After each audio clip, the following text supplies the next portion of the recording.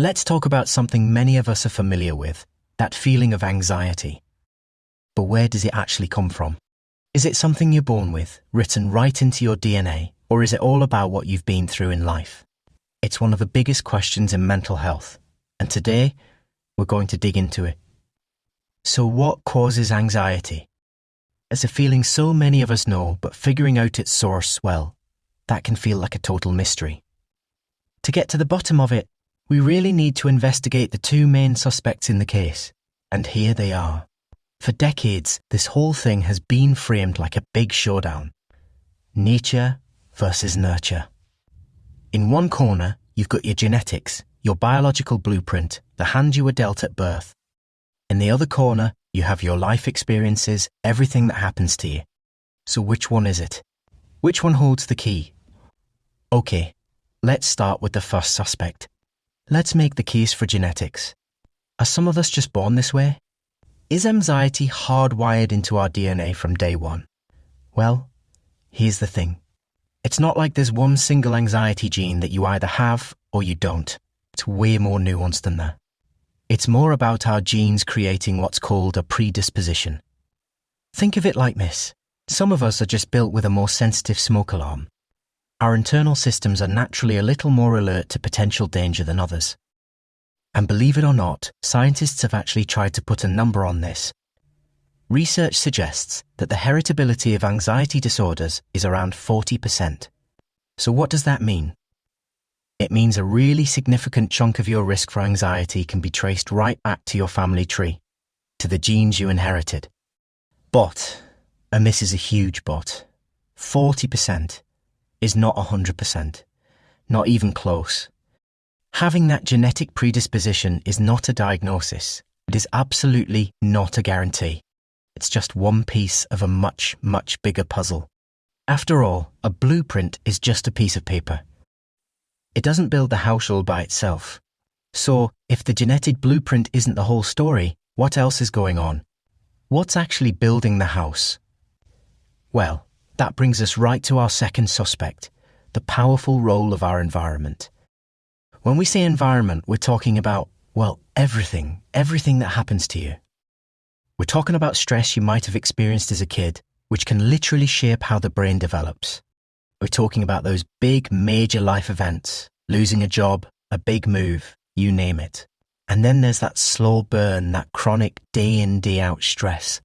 Even the people around you, your friends, your community, it all plays a part. And this is where things get really fascinating. Your experiences don't just happen around you, they get under your skin and interact directly with your biology.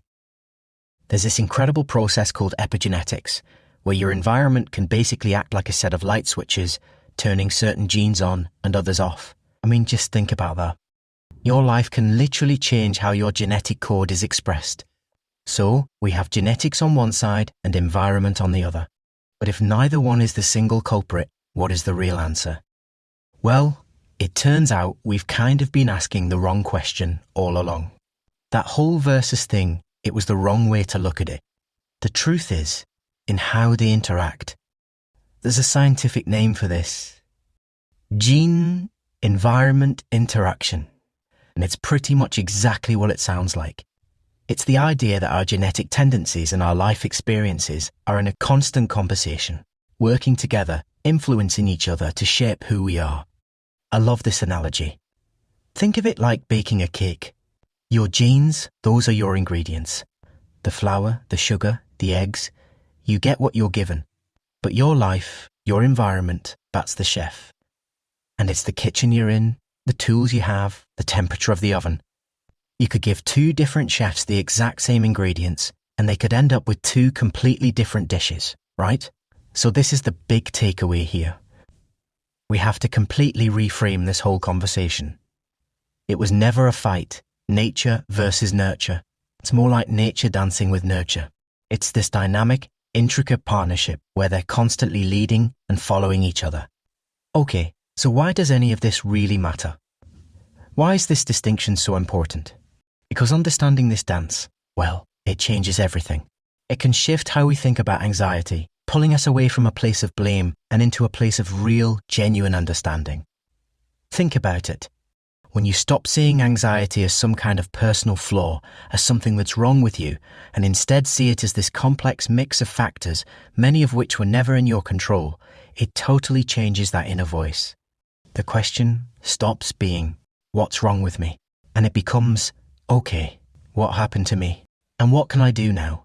That is an incredibly empowering shift.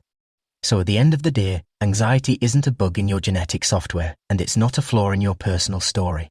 It's the result of that beautiful, complex, and yes, sometimes really difficult dance between your code and your story. And that leaves us with a pretty big question to chew on, doesn't it?